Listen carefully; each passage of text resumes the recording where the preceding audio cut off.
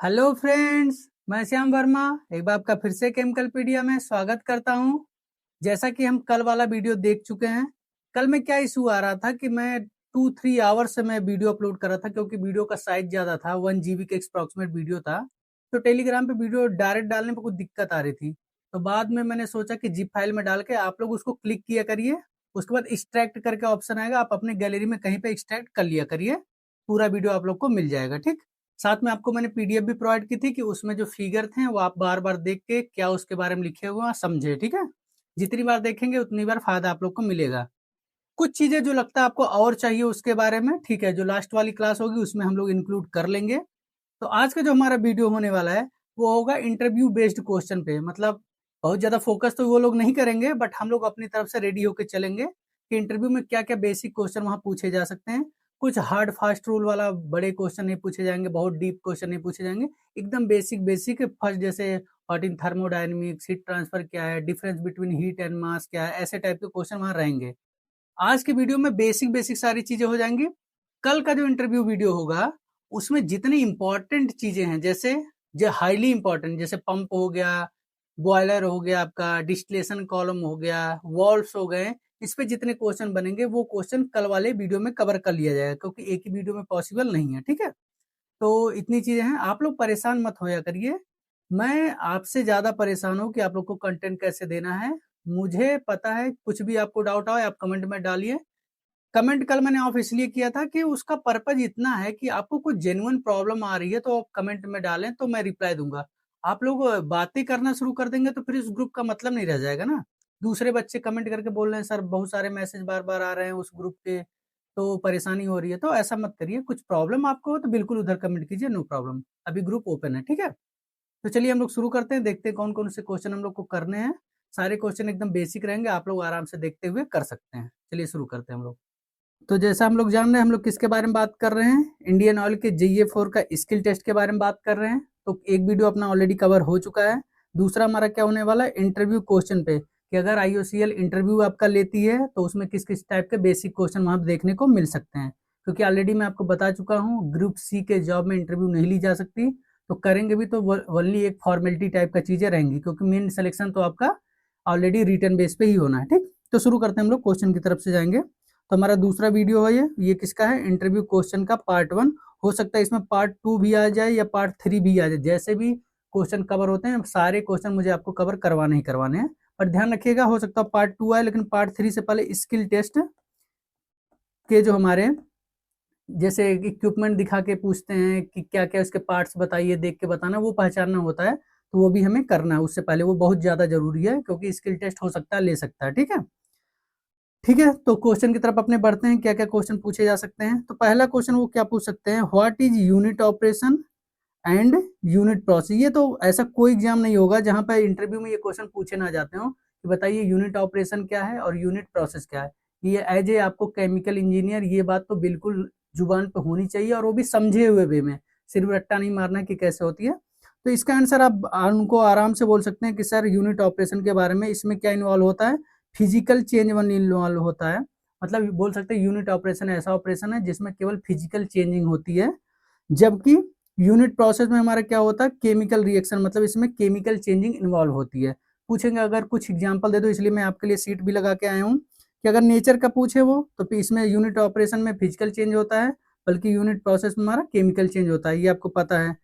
अब रिएक्शन के बारे में पूछे तो यूनिट ऑपरेशन में कोई रिएक्शन नहीं होता, सिर्फ उसके साइज में रिडक्शन किए जा सकते हैं, और यूनिट प्रोसेस में हमारे रिएक्शन होते हैं। ठीक है ना, अगर आपसे एग्जांपल पूछे कि कोई एग्जांपल दे दीजिए यूनिट ऑपरेशन का, तो आप डिस्टिलेशन, फिल्ट्रेशन, ये सब चीजें दे सकते हैं, और यूनिट प्रोसेस का नाइट्रेशन एंड अदर जहां रिएक्शन इन्वॉल्व है उसको दे सकते हैं। ठीक है, इतना चीजें बस एकदम बेसिक आपसे पूछेंगे, आप परेशान मत रहिएगा। ठीक, अगले क्वेश्चन की तरफ बढ़ते हैं। अगले क्वेश्चन क्या पूछ सकते हैं, what is the difference between acid and base. ठीक है ना, केमिस्ट्री का क्वेश्चन है, बट पूछे जाते हैं क्योंकि आप एक केमिकल इंजीनियर है, प्रोसेस में जा रहे हैं। तो what is the acid and base में डिफरेंस क्या है वो आपको पता होना चाहिए, आपने क्लास 8 से इसको पढ़ा होगा।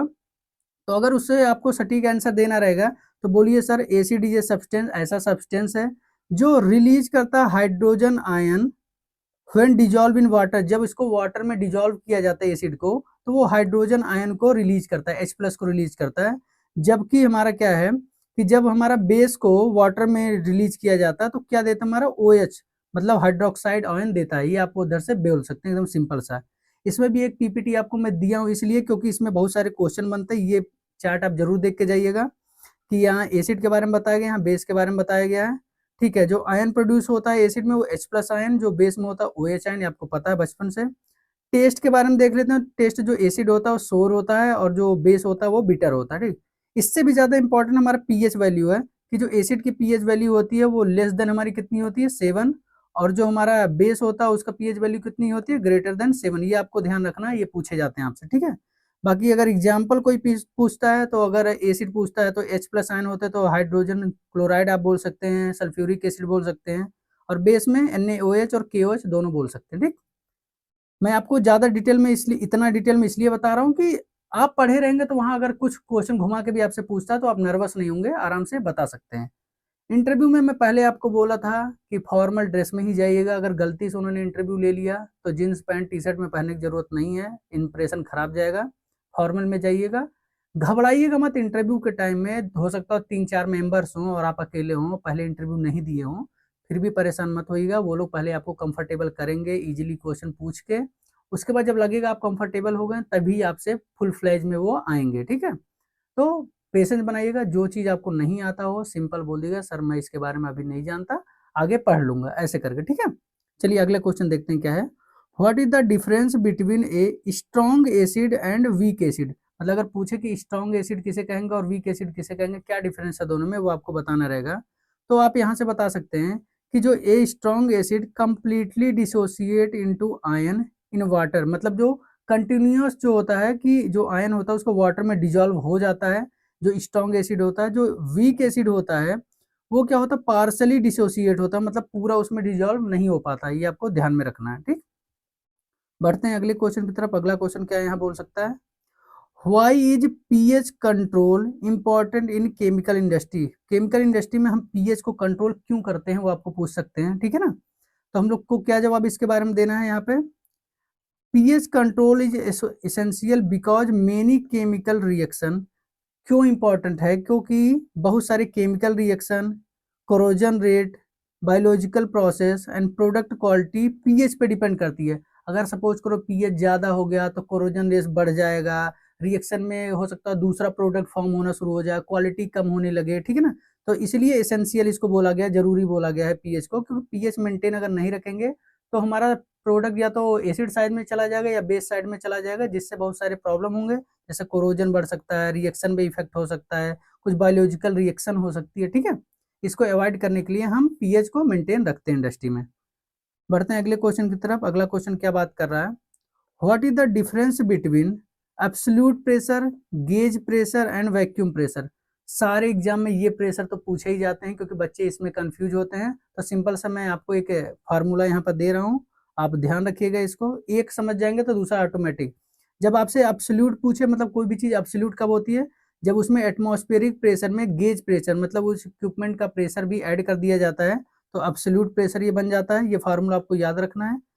अब इसी में से जब आपको गेज प्रेशर पूछा जाए तो एब्सोल्यूट में से एटमॉस्फेयर जब घटा देंगे आप तो ऑटोमेटिक आपका गेज प्रेशर मिल जाएगा। और जब वैक्यूम, वैक्यूम मीन्स एटमॉस्फेरिक में से घटा दिया अभी कोई चीज, एटमॉस्फेरिक प्रेशर में से एब्सोल्यूट प्रेशर जब घटा दोगे तो वैक्यूम आ गया। मतलब एटमॉस्फेरिक प्रेशर से कम प्रेशर को वैक्यूम बोलते हैं हम लोग। ठीक, अब बढ़ते हैं अगले क्वेश्चन की तरफ। क्वेश्चन अगला क्या पूछ सकते हैं आपसे, what is a burden tube pressure gauge and how it's work? जो बर्डन ट्यूब गेज होता है वो क्या होता है आपको बताना है और कैसे ये वर्क करता है, ऐसे पूछ सकते हैं। क्योंकि बर्डन ट्यूब गेज जो होता है इंडस्ट्री में मोस्टली सबसे ज्यादा यूज किया जाता है। ठीक है, तो उसके लिए आप क्या बोल सकते हैं कि जो बर्डन ट्यूब प्रेशर गेज होता है सर, वो एक मैकेनिकल डिवाइस होता है जो यूज किया जाता है प्रेशर मेजर करने के लिए इंडस्ट्री में। जैसे किसका किसका, बॉयलर का यूज कर सकते हैं, पाइपलाइंस में कर सकते हैं, कंप्रेसर में कर सकते हैं, रिएक्टर, मोस्टली अधिकतर चीजों में प्रेशर मेजर करने के लिए यूज कर सकते हैं। ठीक है, इसमें क्या होता है जब प्रेशर इंटर होता है ट्यूब में तो क्या होता है वो ट्यूब ट्यूब जो होता है tend to straighten due to internal pressure. पहले सपोज करो इस टाइप का यू टाइप का वो ट्यूब रहता है, जब इसमें हम प्रेशर इनलेट करने लगते हैं तो ये ट्यूब स्ट्रेट होना स्टार्ट हो जाता है। ठीक है ना, तो स्ट्रेट होने से क्या हो जाएगा कि इसमें मोमेंट ट्रांसफर होगा, मोमेंटम ट्रांसफर हो जाएगा। तो उससे लिंक क्या होता है, पॉइंटर गियर बना होता है, गियर इस टाइप का बना होता है, गियर से पॉइंटर हमारा कनेक्टेड होता है और वो पॉइंटर से हमारा डायल पे जाके हम देख लेते हैं कि कितना प्रेशर में चेंज जा रहा है। तो इस टाइप के डिवाइस को हम लोग क्या बोलते हैं, बर्डर ट्यूब गेज। ठीक है, बढ़ते हैं अगले क्वेश्चन की तरफ। क्या पूछ सकते हैं आपको, what is the difference between A manometer and a burden gauge. Burden gauge and manometer में क्या डिफरेंस होता है वो आपको बताना है। वहां अधिकतर आपसे डिफरेंस ही पूछेंगे कि आपने रिएक्टर देखा है, batch type reactor, continuous reactor, क्या होता है दोनों में, क्या डिफरेंस है दोनों में, इस तरह से क्वेश्चन आपसे पूछे जाएंगे। तो यहाँ क्या बात हुई है, मैनोमीटर और बर्डन गेज में क्या डिफरेंस होता है आपको बताना है। तो जो मैनोमीटर मीजर करता है वो तो प्रेशर मीजर करने के लिए होता है, आपको पता है मैनोमीटर। ये लिक्विड में डिस्प्लेसमेंट को मीजर करता है। सपोज करो पहले लिक्विड यहाँ तक था, बाद में प्रेशर लग गया तो इसका लेवल इधर हो गया, ये यहाँ पे चल गया, तो इस हाइट को मीजर करता है। तो इसलिए लिक्विड डिस्प्लेसमेंट को ये मीजर करता है। जबकि हमारा बर्डन गेज जो होता है वो इलास्टिक डिफॉर्मेशन, मैंने बोला ना पहले इस टाइप का शेप था, बाद में इलास्टिक डिफॉर्मेशन के चक्कर में शेप चेंज हो गया, तो इसलिए elastic deformation and displacement of liquid को बात करता है। बढ़ते हैं अगले क्वेश्चन की तरफ। अगला क्वेश्चन अपना क्या बात करेगा, why are the pressure measuring device important in chemical industry. इसी टाइप के क्वेश्चन रहेंगे आपसे कि ऐसा होने से इंडस्ट्री में क्या नुकसान है, ऐसा करने से क्या फायदा। इसलिए यहाँ क्वेश्चन में डाला हूँ कि प्रेशर मीजरिंग डिवाइस जो हमारे जो प्रेशर मीजर करते हैं उनका क्या इंपॉर्टेंट है अपने केमिकल इंडस्ट्री में, वो आपको बताना है। तो आपको पता है कि जो प्रेशर मेजरिंग डिवाइस है वो इसेंशियल होते हैं, मतलब बहुत जरूरी होते हैं इंडस्ट्री के लिए। इनसे क्या क्या है, जैसे प्रोसेस कंट्रोल में काम आते हैं। अगर हम मीजर ही नहीं करेंगे प्रेशर तो कब पता चलेगा, कभी प्रेशर ज्यादा होगा कभी प्रेशर कम हो गया, उसका इफेक्ट बहुत सारे होंगे। इक्विपमेंट सेफ्टी, सपोज करो प्रेशर बहुत ज्यादा हाई हो गया तो इक्विपमेंट ब्लास्ट हो सकता है, इक्विपमेंट फेलियर हो सकते हैं, बहुत सारे होंगे। प्रोडक्ट क्वालिटी हो सकता है प्रेशर बढ़ाने से टेम्परेचर भी बढ़ जाए और उस रिएक्शन में टेम्परेचर कम चाहिए था तो भी दिक्कत आ सकती है प्रोडक्ट आने में। उसके बाद एक्सीडेंट प्रिवेंटिव होता है, मतलब अगर बहुत ज़्यादा प्रेशर हो जाएगा तो एक्सीडेंट हो जाएगा, ब्लास्ट होने का आप सुनते हैं बार बार कि कहीं बॉयलर फट गया, कहीं फर्नेस फट गया। इन सब क्यों रीजन से होता है, क्योंकि वहाँ पर प्रेशर बहुत ज़्यादा हो जाता है तो उसको वो जो सिस्टम है वो एग्जिस्ट नहीं कर पाता तो वो फट जाता है। ठीक है, बढ़ते हैं अगले क्वेश्चन की तरफ अपने। अगला क्वेश्चन क्या हो सकता है, what is A thermocouple and how it does it work. मतलब जो थर्मोकपल अपना होता है इंडस्ट्री में यूज होता है वो क्या है और ये कैसे वर्क करता है वो आपको बताना है। ठीक है ना, ये सारी चीजें मैंने आपको पहले पढ़ा रखी है, ये बेसिक चीजें हैं जो आपको आनी ही आनी चाहिए इंटरव्यू के लिए। बहुत ज्यादा उधर आपसे हायर लेवल का पीएचडी का नहीं पूछने वाले हैं, एकदम बेसिक बेसिक टर्म वो आपसे पूछेंगे अगर पूछते भी हैं तो। और ऐसा मत सोचिए कि ये चीज आपको काम नहीं आएगी, ये चीज आपको स्किल टेस्ट में भी काम आने वाली है। सपोज करो कोई इंस्ट्रूमेंट है वो थर्मोकपल वहां लगा है तो पूछेंगे थर्मो ये क्या है, तो आपको बताना पड़ेगा थर्मोकपल, पूछेंगे कैसे काम करता है, तो आ गया ना यही इंटरव्यू वाले क्वेश्चन। ठीक है, तो ये भी आपको लाइट में नहीं लेना है। तो थर्मोकपल के बारे में हम लोग देख लेते हैं, क्या आपको बताना है कि ये thermocouple is a temperature measuring device, जो टेम्परेचर मीजर करता है हमारा। ये वर्क करता है किस पे, सीबैक इफेक्ट पे हमारा वर्क करता है, मतलब इसका प्रिंसिपल क्या है, सीबैक इफेक्ट पे काम करता है। इसमें क्या होते हैं, दो डिफरेंट मेटल वायर होते हैं, मैंने आपको पढ़ाया था इस टाइप से, आपको फिगर याद आ रहा होगा मकैन एमआईएम में। ठीक है ना, हॉट जंक्शन कोल्ड जंक्शन इस टाइप का। इसमें दो वायर होते हैं हमारे आपस में जुड़े होते हैं, उस इंड वाले को बोलते हैं हॉट जंक्शन। जब जंक्शन चेंज होता है, उसका टेम्परेचर हमारा चेंज होता है, तो वहां से क्या है, एक स्मॉल अमाउंट में ईएमएफ जनरेट होता है, इलेक्ट्रोमोटिव फोर्स या इलेक्ट्रोमैग्नेटिक फोर्स जनरेट होता है। उसी से हमारा मीजर करते हैं कि कितना टेम्परेचर वहां पे था। ठीक है, तो ये कॉन्सेप्ट होता है हमारा थर्मोकपल का। ठीक, ध्यान रखिएगा इसका, हमारा प्रिंसिपल पूछ सकता है किस प्रिंसिपल पे वर्क करता है, वो सीबैक इफेक्ट पे होता है। इसमें दो हमारे मेटल वायर्स होते हैं, वो आपको ध्यान रखना है। बढ़ते हैं अगले क्वेश्चन की तरफ। अगला क्वेश्चन क्या पूछ सकते हैं, what is the difference between RTD and thermocouple. मैं अधिकतर क्वेश्चन डिफरेंस वाला इसीलिए डाला हूं क्योंकि इंटरव्यू में आपसे डिफरेंस वाले क्वेश्चन अधिकतर देखने को मिलेंगे।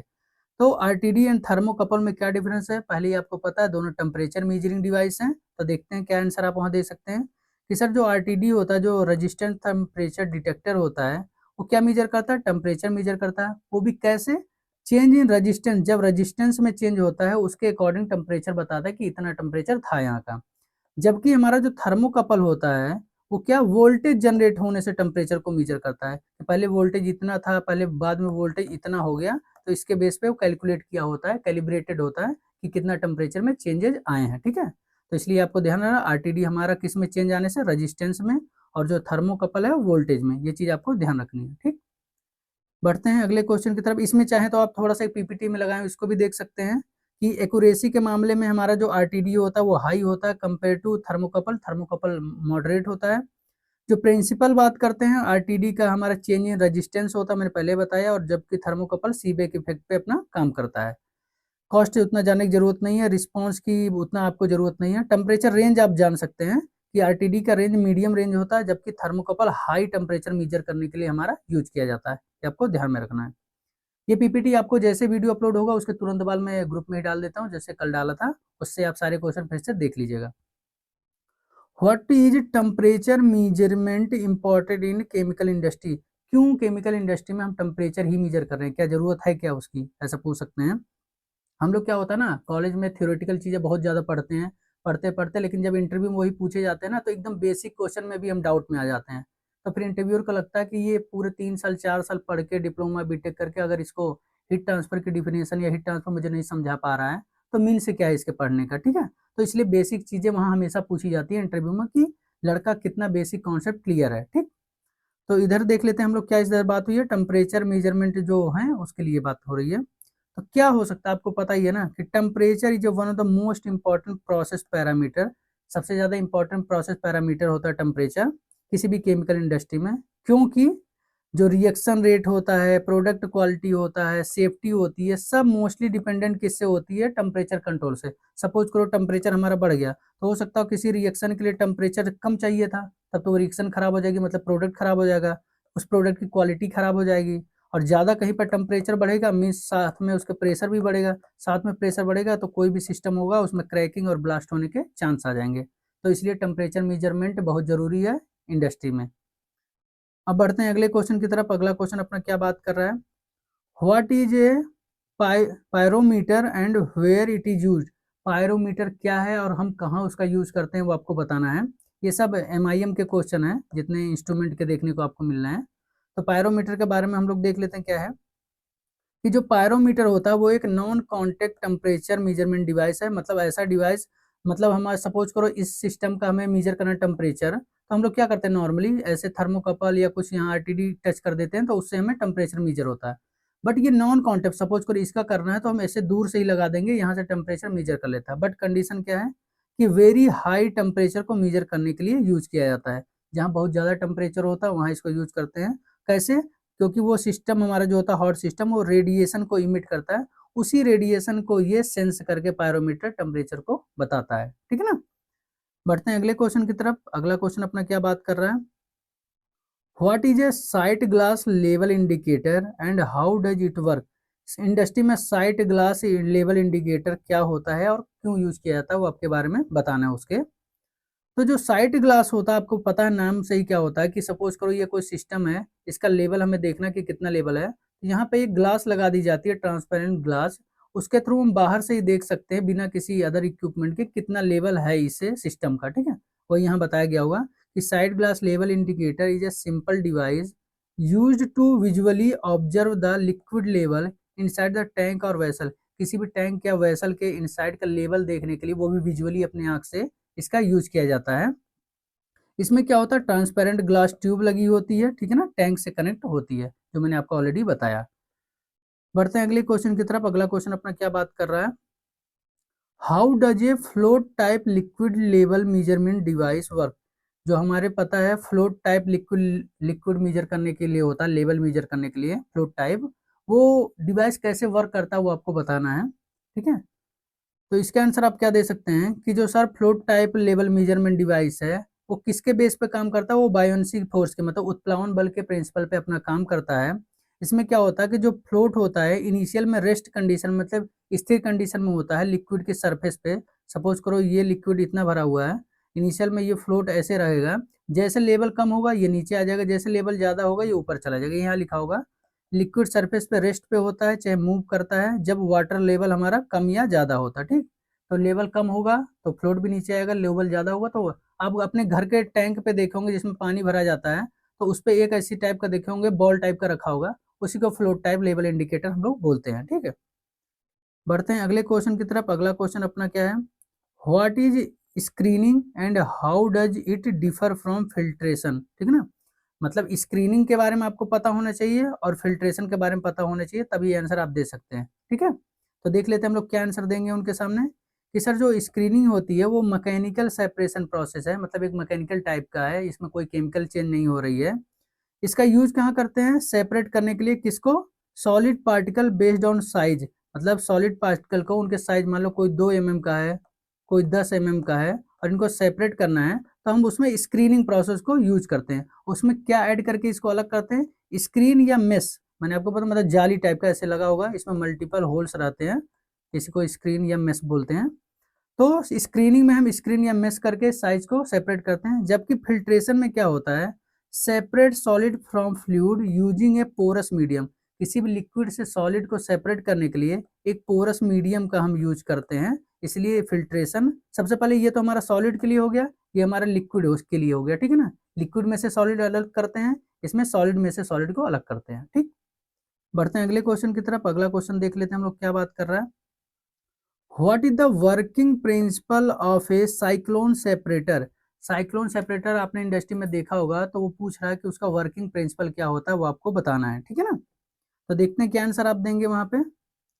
तो वो हम क्या बोल सकते हैं कि sir cyclone separator is use to separate solid particle from gases, मतलब गैस में से सॉलिड पार्टिकल को सेपरेट करने के लिए यूज करते हैं।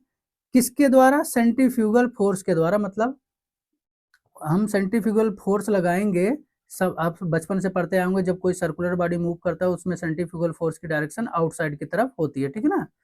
फार्मूला पढ़ेंगे F=mv²/r, ये तो बचपन से आप पढ़ते आए होंगे। तो साइक्लोन सेपरेटर वर्क करता है प्रिंसिपल किस पे? सेंट्रीफ्यूगल फोर्स पे। कैसे ये वर्क करता है आप जान लीजिए। मान लीजिए कोई डस्ट वाला गैस है, उसको टेंजेंटली सपोज करो, इस तरह से साइक्लोन सेपरेटर मोस्टली इंडस्ट्री में देखने को मिलता है। इधर से आपने डस्ट वाली गैस को इन कराया, ये बहुत स्पीड में ऐसे ऐसे रोटेट करेगा, तो सेंट्रीफ्यूगल फोर्स बाहर की तरफ लगेगा, तो जो सॉलिड पार्टिकल्स होंगे इधर लड़के नीचे आ जाएंगे, क्योंकि उनका वेट ज्यादा है, और गैस ऊपर से फ्रेश गैस निकल जाएगी, ठीक है ना। Clean gas exit from top, ठीक है ना। ये साइक्लोन सेपरेटर का प्रिंसिपल होता है। बढ़ते हैं अगले क्वेश्चन की तरफ, देखते हैं क्या हो सकता है। What is sedimentation and why it is used in chemical industry? Sedimentation क्या होता है और इंडस्ट्री में हम इसको क्यों यूज करते हैं, वो आपको बताना है, ठीक है ना। तो देखते हैं आप इसका क्या आंसर दे सकते हैं। तो क्या बोल सकते हैं आप उसमें? Sedimentation is the process of separating solid particle from a liquid, मतलब किसी भी लिक्विड सोल्यूशन से सॉलिड पार्टिकल को सेपरेट करने के लिए सेडिमेंटेशन हम प्रोसेस यूज करते हैं। इसमें जो पार्टिकल होते हैं सेटल डाउन होते हैं, मतलब नीचे बैठते हैं। किसके कारण? ग्रेविटी के कारण। मतलब सपोज करो आपके पास एक टैंक था, इसमें आपने कोई लिक्विड डाला, ठीक है ना, लिक्विड डाला, और उसमें कुछ डस्ट थे, डस्ट मतलब छोटे छोटे कंकड़ थे उसमें ना, तो वो अपनी ग्रेविटी के कारण, मतलब अपने वेट के कारण ही नीचे आकर सेटल डाउन हो जाएंगे, और पानी ऊपर रहेगा, ठीक है, तो सेपरेट हो गए। इसी को बोलते हैं हमारा सेडिमेंटेशन प्रोसेस, ठीक। ये सेडिमेंटेशन का प्रिंसिपल जान लेते हैं। हम लोग को पता है ये ग्रेविटेशनल फोर्स के कारण होता है, क्योंकि जो हैवी पार्टिकल्स होते हैं उनकी डेंसिटी हमारी ज़्यादा होती है, तो वो नीचे आ जाएंगे, और लिक्विड की डेंसिटी कम होती है तो ऊपर आ जाएंगे, ठीक। सिंपल से इतना लॉजिक है इसमें। बढ़ते हैं अगले क्वेश्चन की तरफ। क्वेश्चन अगला क्या बात कर रहा है हम लोग का। What is the difference between sedimentation and filtration? आपको अब बताना, सेडिमेंटेशन और फिल्ट्रेशन दोनों सेपरेट करने के लिए यूज करते हैं, तो सेडिमेंटेशन और फिल्ट्रेशन में क्या डिफरेंस है, इसी टाइप के क्वेश्चन आपको देखने को मिलेंगे, ठीक। तो देख लेते हैं आप लोग क्या आंसर देंगे वहां पे। तो आप क्या बोल सकते हैं सर कि sedimentation separate solid from liquid using gravity, मतलब हम लोग लिक्विड से सॉलिड को सेपरेट करते हैं किसका यूज करके? ग्रेविटेशनल फोर्स का यूज करके करते हैं। जबकि फिल्ट्रेशन जो सेपरेट करता है सॉलिड यूजिंग पोरस मीडियम, मतलब फिल्ट्रेशन मतलब किसी चीज को सेपरेट करने के लिए कोई एक जाली टाइप की चीज हम वहां पे लगा देते हैं, पोरस मीडियम, ठीक है ना। तो उससे क्या हो जाता है कि जो लिक्विड में सॉलिड चीज होता है वो यहाँ पर कैप्चर हो जाते हैं, और फ्रेश लिक्विड बाहर आ जाता है, ठीक। तो दोनों हमारे सेपरेट करने के तरीके हैं, बस दोनों के प्रिंसिपल अलग है। सेडिमेंटेशन हमारा ग्रेविटी के वर्क पे काम करता है, फिल्ट्रेशन हमारा पोरस मीडियम वहां पे लगा देते हैं, चाहे फिल्टर क्लॉथ लगा देते हैं या पोरस कुछ लगा देते हैं, इस टाइप से करते हैं, ठीक है ना। तो बढ़ते हैं अपने अगले क्वेश्चन की तरफ। अगला क्वेश्चन क्या बात कर रहा है अपना। What is surface tension and where it is important in industry?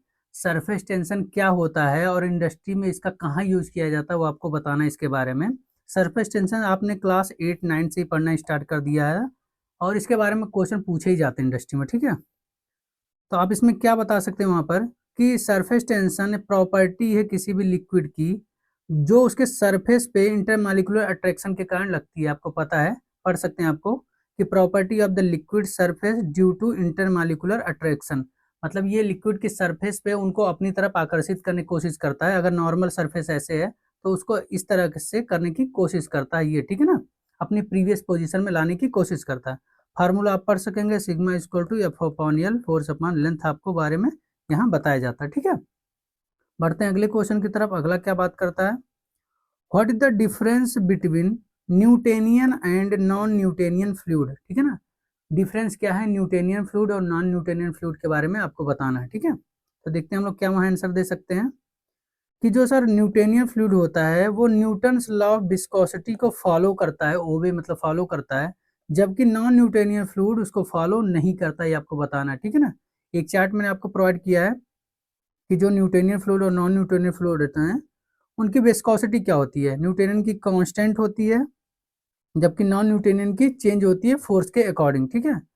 Behaviour देख लेते हैं क्या होता है, न्यूटेनियन की लीनियर ही होती है, जबकि नॉन न्यूटेनियन की नॉन लीनियर होती है। एग्जाम्पल अगर तुम आपसे कुछ पूछ लेता है कि न्यूटेनियन फ्लूइड का क्या दे सकते हैं, तो वाटर, एयर हो सकता है, और नॉन न्यूटेनियन का पेंट हो सकता है, टूथपेस्ट हो सकता है, ठीक। ये आप एग्जाम्पल वहाँ पे देख सकते हैं। बढ़ते हैं अगले क्वेश्चन की तरफ। अगला क्वेश्चन अपना क्या हो सकता है, what is the difference between ideal fluid and real fluid, एकदम स्टार लगा लीजिएगा, यहाँ से क्वेश्चन आपसे पूछे जा सकते हैं अगर इंटरव्यू लिया जा रहा है, ठीक है ना। तो इसका आंसर आप क्या दे सकते हैं कि sir an ideal fluid is a hypothetical fluid, मतलब ऐसा कोई फ्लूइड एग्जिस्ट नहीं करता, हाइपोथेटिकल कॉन्सेप्ट है, having no viscosity and no compressibility, मतलब आइडियल फ्लूइड में कोई विस्कोसिटी नहीं होती है, मतलब एकदम स्मूथ होता है, और उसमें एकदम कंप्रेसिबिलिटी नहीं होता, मतलब उसको कंप्रेस नहीं किया जा सकता, तो वो तो आइडियल फ्लूइड है। जबकि जो रियल फ्लूइड होता है उसमें विस्कोसिटी भी होती है और स्लाइटली कंप्रेसिबल भी होता है, ये आप ध्यान रखिएगा।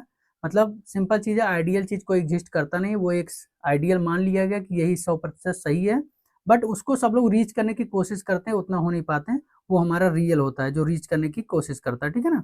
इसमें एक चार्ट मैंने आपको दिया, आप देख सकते हैं कि जो आइडियल फ्लूइड है और रियल फ्लूइड है उनकी विस्कोसिटी क्या होती है, आइडियल के लिए 0, मतलब कोई विस्कोसिटी नहीं, रियल की होती है।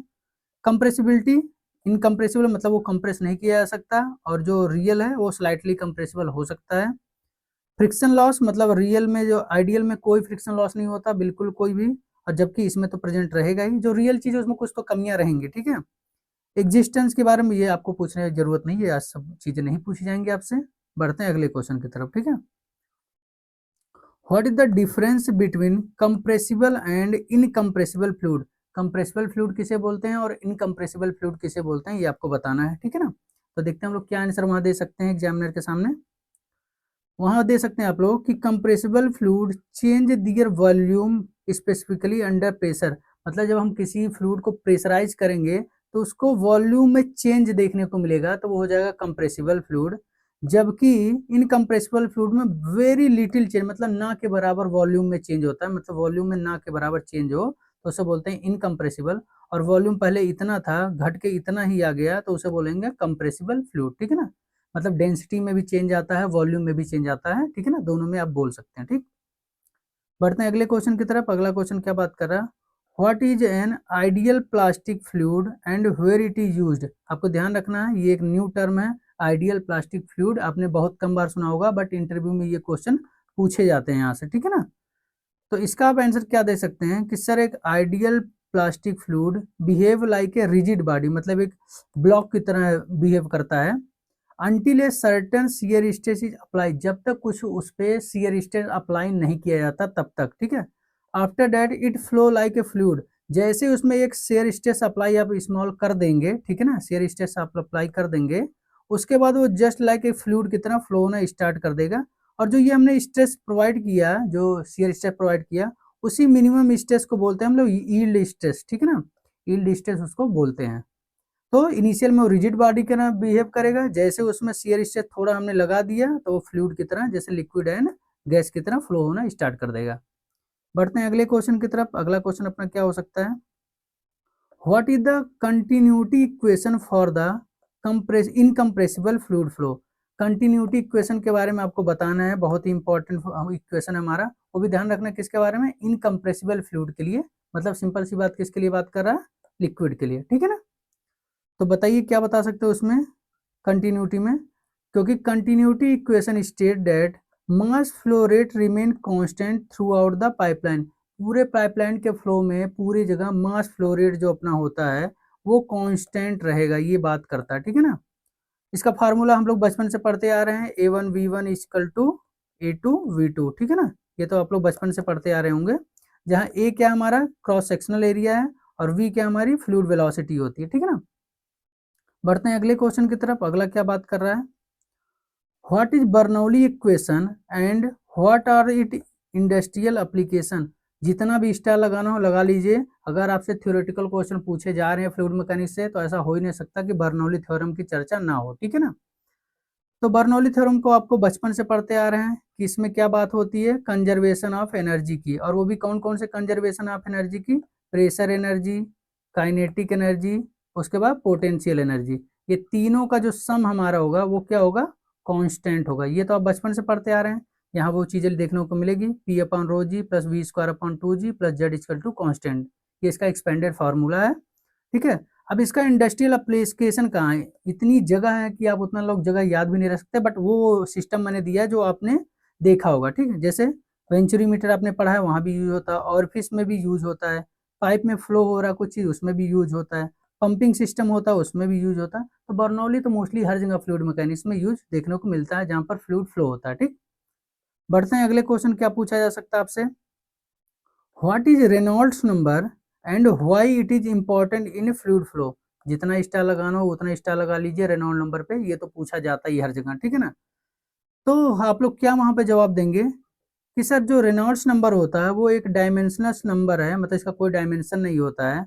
वो यूज किया जाता है ये पता लगाने के लिए कि जो फ्लूइड फ्लो हो रहा है वो लेमिनार फ्लो हो रहा है या टर्बुलेंट फ्लो हो रहा है। फ्लूइड के फ्लो के टाइप्स होते हैं लेमिनार, टर्बुलेंट, ट्रांजिशन, ये 3 फेज होते हैं। तो ये पता लगाने के लिए लेमिनार का हम लोग रेनॉल्ड्स नंबर का हम लोग यूज करते हैं। एक चार्ट मैंने दिया, आप इसको जरूर याद रख के जाइएगा कि जब रेनॉल्ड्स नंबर की वैल्यू 2000 या 2100, कहीं कहीं 2100 देखने को मिलता है, कहीं कहीं 2000, उससे कम होता है तो ये जो फ्लूइड की प्रॉपर्टी होती है वो लेमिनार की तरह एकदम स्ट्रेट लाइन की तरह चलेगी। जब 4000 से ज्यादा हो जाता है रेनॉल्ड्स नंबर की वैल्यू 4000 से ज्यादा, तो वो हमारा क्या बोला जाता है, उसको टर्बुलेंट फ्लो बोलते हैं। जब इन दोनों के बीच में होता है, मतलब 2000 से लेकर 4000 के बीच में होता है, तो उसी फेज को बोलते हैं हमारा ट्रांजिशन फेज। मतलब ना उसको हम बोल सकते हैं लेमिनार चल रहा है, ना उसको बोल सकते हैं टर्बुलेंट चल रहा है। इन बिटवीन कोई मिक्सिंग चीजें चल रही हैं जो बोला नहीं जा सकता क्या है, ठीक। तो ये चीज आप ध्यान रखिएगा, यहाँ से क्वेश्चन बन सकते हैं। बढ़ते हैं अगले क्वेश्चन की तरफ। अगला क्वेश्चन अपना क्या बात कर रहा है, what is a venturi meter and how does it means measure fluid flow. मतलब वेंचुरी मीटर क्या है वो आपको बताना है, और ये कैसे फ्लूइड के फ्लो को, कोई फ्लूइड अगर फ्लो हो रहा है तो उसको मेजर कैसे करता है वो आपको बताना है। ये तो क्वेश्चन है, ये सब चीजें एकदम ही क्वेश्चन पूछी जाती हैं, चाहे मैं आपसे इंटरव्यू बैठ के पूछूं तो भी यही सब क्वेश्चन पूछूंगा, या वो बैठेंगे तो वो भी यही सब पूछेंगे। क्योंकि उनका थ्योरेटिकल चीजें धीरे धीरे छूटती जाती है, वो इंडस्ट्री में कम से कम 15-20 साल से काम कर रहे होंगे ऑफिसर, तो वो इक्विपमेंट के प्रति ज्यादा बिहेवियर हो गए होंगे। तो वो इक्विपमेंट दे ऐसे बोलेंगे आपको, अच्छा आपने रोटामीटर देखा है कैसे काम करता है, वो क्या प्रिंसिपल है उसका, बस ऐसे ही टाइप का क्वेश्चन वहां रहेंगे आपके। तो वेंचुरी मीटर के बारे में हम लोग क्या यहाँ आंसर दे सकते हैं कि सर जो वेंचुरी मीटर एक ऐसा डिवाइस है जो क्या मेजर करता है, हमारा flow rate of the fluid through pipe. अगर किसी पाइप में कोई भी फ्लूइड फ्लो हो रहा है तो कितना फ्लो रेट है इसका, इसको मेजर करने के लिए हम लोग यूज करते हैं अपना वेंचुरी मीटर, ठीक है ना।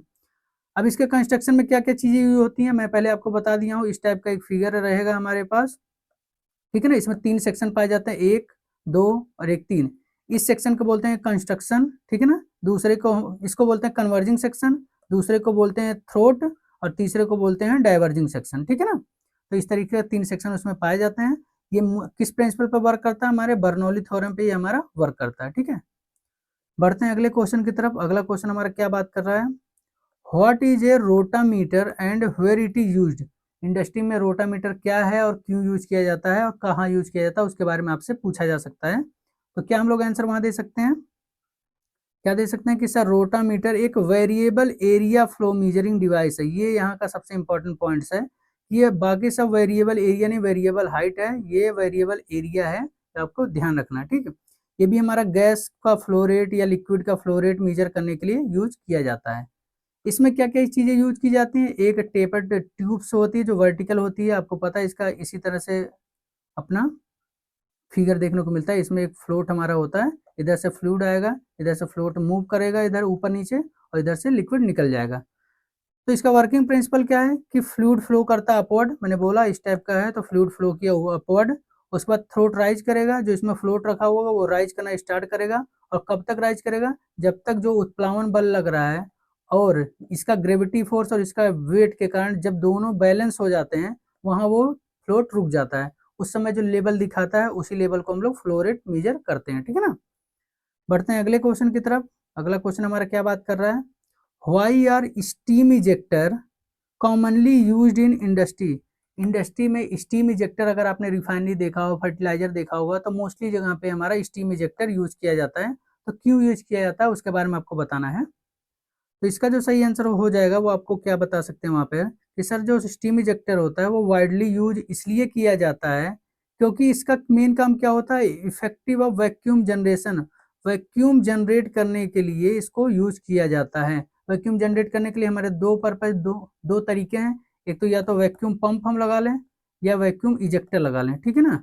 तो वैक्यूम पंप में क्या मैकेनिकल पार्ट्स बहुत ज्यादा होते हैं तो खराब होने के चांस ज़्यादा हमारे पास जाते हैं। बल्कि जो इजेक्टर होता है उसमें कंस्ट्रक्शन बहुत सिंपल है। अभी हम लोग देखेंगे कि एडवांटेज क्या है स्टीम इजेक्टर लगाने के। डिजाइन बहुत सिंपल होती है, कुछ इसमें करना नहीं होता। मूविंग पार्ट्स नहीं होती है तो उसमें टूटना फूटने का चांस नहीं होता है। कोरोजिव वेपर्स को भी हैंडल ये कर सकता है, ठीक है ना। वेरी हाई टेम्परेचर पे भी ये ऑपरेट हो सकता है, जबकि पंप में ये सब क्वालिटी पाई जाती है बट खराब होने के भी चांस उसी के साथ पैरेलली चलते रहते हैं, ठीक। इसलिए हम लोग क्या स्टीम इजेक्टर ज्यादा यूज करते हैं वैक्यूम जनरेट करने के लिए इंडस्ट्री में, ठीक। बढ़ते हैं अपने अगले क्वेश्चन की तरफ। What is the difference between heat and temperature. ये क्वेश्चन बहुत बार पूछा जाता है। जैसे ही हीट ट्रांसफर का नाम आएगा आपके इंटरव्यू में तहाँ ये क्वेश्चन ऐसे देखने को मिल जाएगा। तो बताना हीट एंड टेम्परेचर में क्या डिफरेंस होता है और वहाँ आप आंसर क्या दे सकते हैं इसके बारे में हम लोग देख लेते हैं थोड़ा। जैसे आप बता सकते हो कि जो हीट होता है सर वो फॉर्म ऑफ एनर्जी, आपको पता है heat is a form of energy. Energy के बहुत सारे फॉर्म होते हैं, heat energy, kinetic energy, nuclear energy, बहुत सारे एनर्जी हमारे, उसमें से एक फॉर्म है हीट, ठीक है। जबकि जो टेम्परेचर होता है वो क्या होता है, डिग्री ऑफ हॉटनेस और कोल्डनेस ऑफ बॉडी। किसी भी बॉडी का हॉटनेस और कोल्डनेस को बताता है, वो हमारा टेम्परेचर होता है। जबकि जो हीट होता है वन फॉर्म ऑफ एनर्जी होता है। वो भी कैसे ट्रांसफर होता है, ड्यू टू टेम्परेचर डिफरेंस। अगर यहाँ टेम्परेचर T1 है, यहाँ T2 है और इसका टेम्परेचर सपोज करो 50 डिग्री है और इसका टेम्परेचर समझ लो 30 डिग्री है। टेम्परेचर कहाँ से कहाँ फ्लो होगा, high temperature to low temperature. तो मतलब ये क्या फ्लो हो रहा है, हीट फ्लो हो रहा है, ठीक है ना। यही यहाँ बात करना चाह रहा है, ठीक। बढ़ते हैं अगले क्वेश्चन की तरफ। अगला क्वेश्चन क्या है, व्हाट इज थर्मोडायनेमिक्स। बहुत बार क्वेश्चन पूछा जाता है what is the difference between heat transfer and thermodynamics, ठीक है। बट आपको यहाँ बताना है कि थर्मोडायनेमिक्स क्या है, वो आपको बताना है। तो यहाँ उनको क्या बोल सकते हैं कि जो सर थर्मोडायनेमिक्स होता है वो साइंस की एक ब्रांच है जो क्या डील हमारी करती है, हीट के बारे में, वर्क के बारे में, एनर्जी के बारे में और इनके रिलेशनशिप के बारे में बात करती है कि कैसे क्या एनर्जी ट्रांसफर होता है। ये स्टडी क्या करती है कि एनर्जी का ट्रांसफर या ट्रांसफर ड्यूरिंग फिजिकल और केमिकल प्रोसेस, किसी भी फिजिकल और केमिकल प्रोसेस में कैसे एनर्जी का ट्रांसफर हो रहा है उसके बारे में भी ये बताता है, ठीक है। रेट को नहीं बताता कि कितना रेट है बट बताता कैसे होता है। और इसका इंपॉर्टेंस क्या है इंडस्ट्री में, जैसे बॉयलर में इसका इम्प्लीकेशन ज़्यादा है, टरबाइन में होता है, रेफ्रिजरेशन साइकिल में तो भरा पड़ा है, हीट एक्सचेंजर है, केमिकल रिएक्टर है, इस सब जगह पे हमारा थर्मोडायनेमिक्स का यूज देखने को हम लोग को मिलता है। ये तो पूरा सब्जेक्ट ही है, ठीक है। अगले क्वेश्चन पे हम लोग बढ़ते हैं। अगला क्वेश्चन क्या हो सकता है अपना, what is the first law of thermodynamics. Thermodynamics का फर्स्ट लॉ क्या बोलता है, ये बहुत इंपॉर्टेंट क्वेश्चन है। ये आपको हमेशा हम लोग इसी बारे में बात करते हैं अपने डेली टू डेली लाइफ में भी। तो क्या हो सकता है इसके बारे में हम लोग बात कर लें। तो जो फर्स्ट लॉ ऑफ थर्मोडायनेमिक्स है वो क्या कहता है, energy can neither be created not destroyed. मतलब एनर्जी ना तो क्रिएट की जा सकती है ना ही खत्म की जा सकती है, ठीक है ना। ओनली वो क्या हो सकता है, एक फॉर्म से दूसरे फॉर्म में कन्वर्ट किया जा सकता है। मतलब काइनेटिक एनर्जी थी, हो सकता हो पोटेंशियल एनर्जी में आ जाए, बट फेज चेंज हुआ है, बाकी कुछ चीजें कन्वर्ट नहीं हुई हैं। इसका फार्मूला हम लोग पहले से ही पढ़ते थे, Q equal to U plus W, ठीक है ना। तो ये फर्स्ट लॉ ऑफ थर्मोडायनेमिक्स अपना हो जाता है। बढ़ते हैं अगले क्वेश्चन की तरफ। अगला क्वेश्चन देखते हैं क्या अपना बात कर रहा है, what is specific heat capacity. Specific heat capacity क्या होती है उसके बारे में आपको बताना है। तो आपने थर्मोडायनेमिक्स में ये चीज़ तो जरूर पढ़ी होगी, अगर मेरा लेक्चर देखे हैं तो उस समय ये सब चीज़ें मैं पढ़ाया हुआ हूँ। तो उसके बारे में क्या हम लोग बता सकते हैं इंटरव्यू में कि सर क्या होता है स्पेसिफिक हीट कैपेसिटी? ये अमाउंट होता है हीट का किसी भी सिस्टम का टेम्परेचर 1 डिग्री सेंटीग्रेड बढ़ाने के लिए जितना हीट या टेम्परेचर की रिक्वायरमेंट होती है उसी को बोलते हैं स्पेसिफिक हीट कैपेसिटी। यहाँ आप देख सकते हैं heat required to raise the temperature of unit mass of substance by 1 degree. 1 degree centigrade temperature बढ़ाने के लिए किसी भी सब्सटेंस का कितना हम हीट प्रोवाइड करते हैं उसको बोलते हैं स्पेसिफिक हीट कैपेसिटी। फार्मूला आप देख लेंगे Q equal to mCp delta T, ठीक है ना। और यहाँ पे Cp जो हमारा क्या हो जाता है स्पेसिफिक हीट कैपेसिटी, ठीक। बढ़ते हैं अगले क्वेश्चन की तरफ, देख लेते हैं क्या यहाँ बात किया गया है। What is A reversible and irreversible process? Reversible process किसे बोलते हैं और इरिवर्सिबल प्रोसेस किसे बोलते हैं उसके बारे में हमसे पूछा गया है यहाँ पे। तो हम लोग क्या बता सकते हैं इसके बारे में कि जो रिवर्सिबल प्रोसेस होता है वो घटित जो होता है वो indefinitely slow and can be reversed without energy loss. जो रिवर्सिबल मतलब जो वापस आ सकता है वो बहुत स्लो होता है लेकिन एनर्जी लॉस नहीं होता, वापस आ जाता है बट वेरी स्लो, बहुत ही ज़्यादा स्लो होती है। जबकि जो इरिवर्सिबल मतलब जो कभी नहीं आ सकता उसमें एनर्जी लॉस भी इन्वॉल्व होता है और कभी रिटर्न आ भी नहीं पाता अपने ओरिजिनल स्टेट में, ठीक है ना। तो रिवर्सिबल नाम से पता है वापस आ सकता है और इरिवर्सिबल, रिवर्सिबल का साइन आपको पता है इस टाइप से होता है और इरिवर्सिबल का वन डायरेक्शन, ठीक है ना। बढ़ते हैं अगले क्वेश्चन की तरफ, क्या बात कर सकता है। What is the difference between batch process and continuous process? आपने इंडस्ट्री, बहुत सारी इंडस्ट्री सुनी होगी, बोला होगा कि वो बैच इंडस्ट्री है, बल्कि आपने सुना होगा कि कोई कंटिन्यूअस इंडस्ट्री है, कोई सेमी बैच एंड कंटिन्यूअस होता है, ठीक है। तो यही पूछा गया कि बैच प्रोसेस और कंटिन्यूअस प्रोसेस में क्या डिफरेंस होता है आपको बताना है, ठीक। तो क्या आंसर दे सकते हैं कि जो बैच प्रोसेस होता है या अपना कंटिन्यूअस होता है, कंटिन्यूअस प्रोसेस मतलब कंटिन्यूअसली विदाउट इंटरप्शन। मतलब अगर कोई, जैसे आप रिफाइनरी की बात कर लीजिए, एक बार प्रोसेस शुरू हो जाता है तो कंटिन्यू चलता रहता है जब तक उसको शट डाउन न किया जाए, ठीक है ना, जब तक उसको शट डाउन न किया जाए। जबकि बैच प्रोसेस होता है अपनी प्रोसेस रिक्वायरमेंट के हिसाब से कभी चीजें उसमें कम कर सकते हैं, कभी ज्यादा कर सकते हैं, कभी बंद कर सकते हैं, ठीक है ना। ये मटेरियल को सेपरेट करता है उनकी क्वांटिटी और बैच के हिसाब से। आज हमें 2 kg कोई चीज बनाना, उसमें डाला 2 kg बन गया, बंद कर दिया। बट कंटिन्यू प्रोसेस तो हमारा कंटिन्यू चलता रहता है, महीनों महीनों तक ऐसे टाइप का प्रोसेस होता है। बढ़ते हैं अगले क्वेश्चन की तरफ, अगला क्वेश्चन अपना क्या हो सकता है। What are the catalyst important? Why are catalyst important in chemical industry? किसी भी केमिकल इंडस्ट्री में कैटलिस्ट क्यों इंपॉर्टेंट होते हैं वो आपको बताना है। तो इसके आंसर आप क्या दे सकते हैं? अगर आप कैटलिस्ट के बारे में वीडियो पढ़े हुए हैं तो आप बता सकते हैं, मैं पूरा कैटलिस्ट के बारे में पढ़ाया हूँ आपको। तो क्या बोल सकते हैं कैटलिस्ट के बारे में आप लोग? Catalyst is a substance that increase the rate of chemical reaction without being consume permanently. मतलब किसी भी रिएक्शन में ये क्या करता है, उसके रेट को बढ़ा देता है, रेट को बढ़ा देता है, वो भी बिना अपने आप को खत्म किए, ठीक है ना। मतलब कैटलिस्ट हमने यूज किया, वो रिएक्शन का रेट को बढ़ा दिया और खुद वैसे सेम का सेम बच गया ताकि इसे नेक्स्ट टाइम के रिएक्शन में यूज किया जा सकते।